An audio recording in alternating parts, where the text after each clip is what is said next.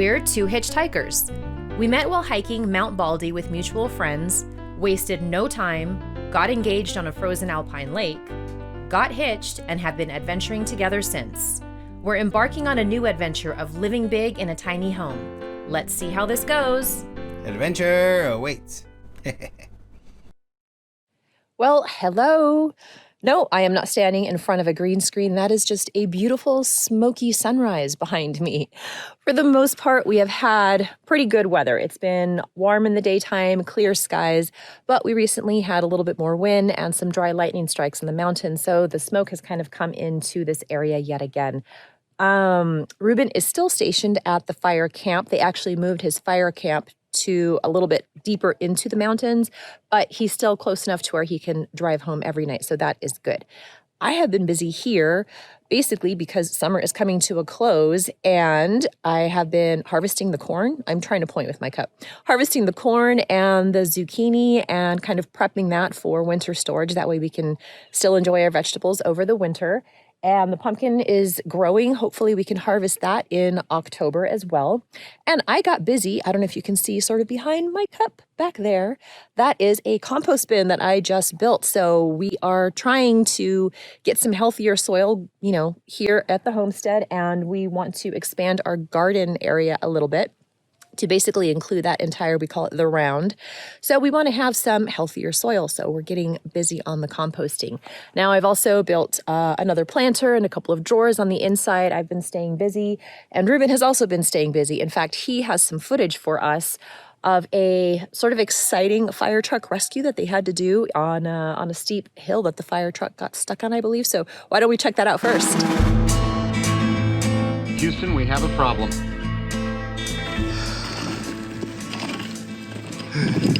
Cleaning up the road. A fire-related hotspot was reported in the mountains, so a hotshot team took their truck up to what was purported to be a 6% grade to inspect it. They got stuck on the way up the mountain. Turns out it was actually a 20% grade. Ruben jumped to the rescue with his truck, and with a little ingenuity, he was able to set up a good winch line to pull them out. Off-road recovery success? Check.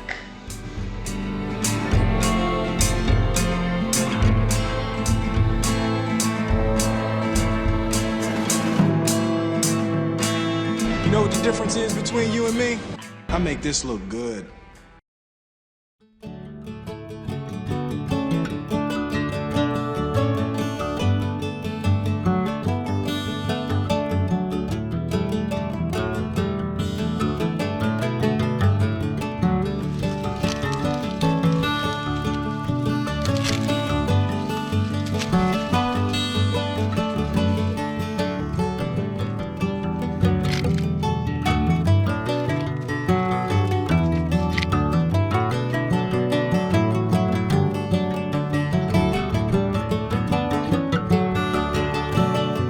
So I harvested a few ears of corn.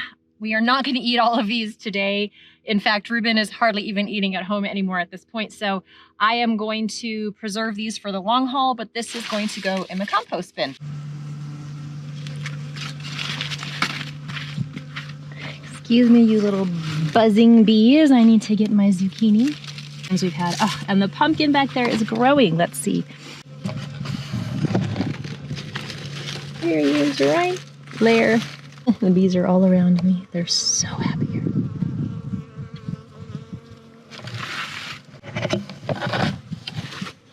This is the coolest thing ever to be able to just harvest right here from our garden. It is so awesome. God is so good.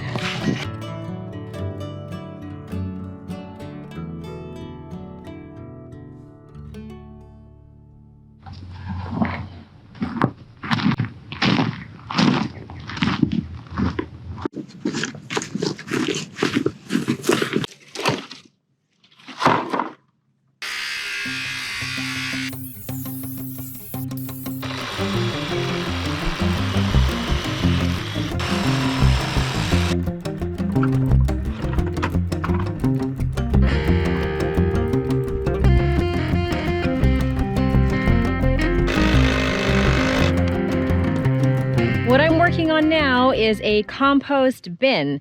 What is composting? Composting is a process that converts organic materials into nutrient-rich soil through decomposition, or basically taking kitchen food scraps and turning it all from waste into an extremely healthy soil for your garden, all naturally and with no chemical fertilizers.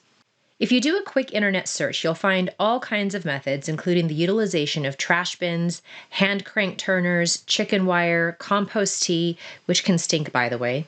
Ask me how I know. 1 bin, 2 bin, 3 bin systems, you name it. The idea is to take food scraps, mix it with carbon-rich brown waste, nitrogen-rich green waste, and a lot of aeration through oxygen, mix it all together, and the natural microorganisms will break it all down into nutrient-rich soil. This is why old damp forests tend to have very healthy soil. There is lots of decomposition going on there. People will compost grass clippings, dried leaves, coffee grounds, cardboard, sawdust, eggshells, and veggie and fruit scraps. Some people compost all food scraps, regardless. Some people leave out all the proteins, fats, and breads because they can tend to stink up the composting pile. Some people don't use sawdust because they don't know if the wood has been chemically treated or not. It really all depends on your living situation, how large of an area you can dedicate to this, and how much soil you need in the end. When the microorganisms start working, your compost pile will heat up. The temperature range goals should be between 90 and 140 degrees Fahrenheit. However, we're shooting for a little higher at 160 degrees because we want to kill off any potential weed seeds that might be present. We're going to take greens, browns, and layer them like a lasagna along with the kitchen scraps. After a few days, we'll turn it all, mix it with a pitchfork to aerate it, and we'll continue this process every few days for a few weeks. Now, this is just a single bin because we don't yet have the setup nor the requirement to have a 3-bin system, although that is the future goal. Now, I've been kind of busy all morning using 3 random pallets that we had, actually the last 3 pallets that we have available, just to get this started. And it's been going well, except I'm running into one little snafu. So, the idea is these will slide in and out because a compost system is a little unsightly, and this can be seen directly from our house, and it would just be nice to not look at a pile of rot that's turning into black gold essentially for the long haul. But the issue I'm running into is this is on a slope, so I've leveled it off with the 4x4 underneath, and as I'm sliding these slats, this is still concept, it's not quite smooth. I've got to work on that a little bit, but basically what's happening is it's wider up here at the top than at the bottom. And I don't know how to tighten up the front corners at this point. Yes, I know I can put a brace across here, but with the brace across here, which would obviously handle that job, I can't get in and use the shovel or the fork to turn the compost. Or if I could, I'm hunching over and I might hit my head on this. So, and if I do a cross brace, that gives me a little bit better access, I guess. But then I risk, yeah, I'm not sure how to figure this out. So it's getting hot and I'm getting fussy right now. But yeah, that's where I'm at this point. All right, I came up with a solution. It is likely just temporary, but it's all I could come up with, and it's gonna work for the immediate. So here it is. The only thing I could come up with was this brace going across, but I needed the brace to be able to go away when I start to use the pitchfork and the shovel here. So this is on a makeshift hinge, and this is a wine cork. And bada bing, it works.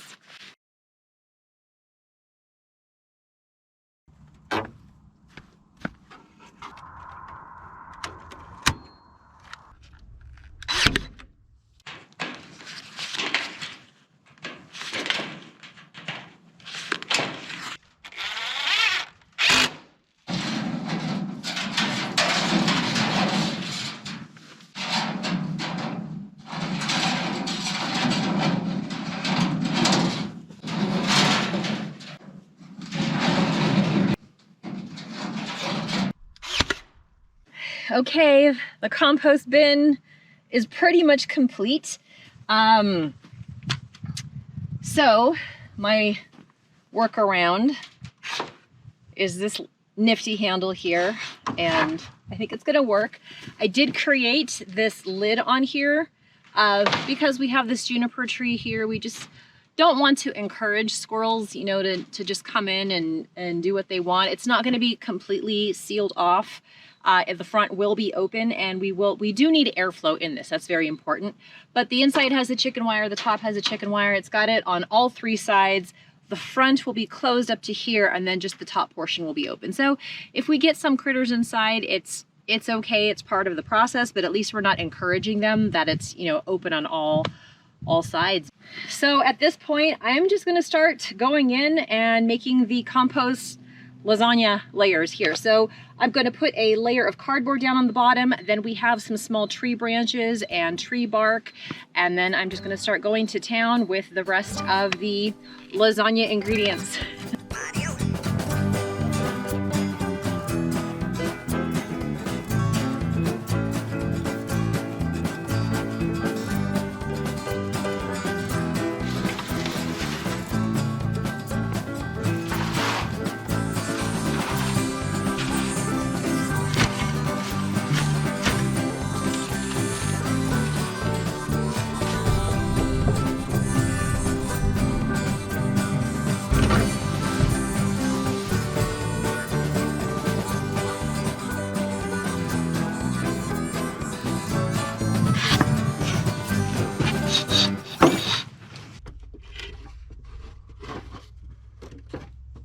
Okay, well, she is finished. I did all of the layers that I possibly could with the material that I do have on hand.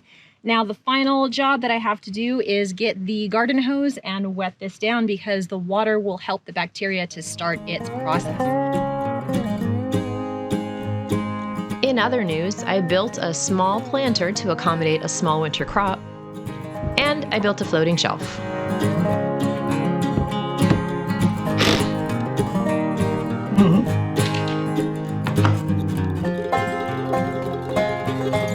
Thanks for watching, family. See you next week.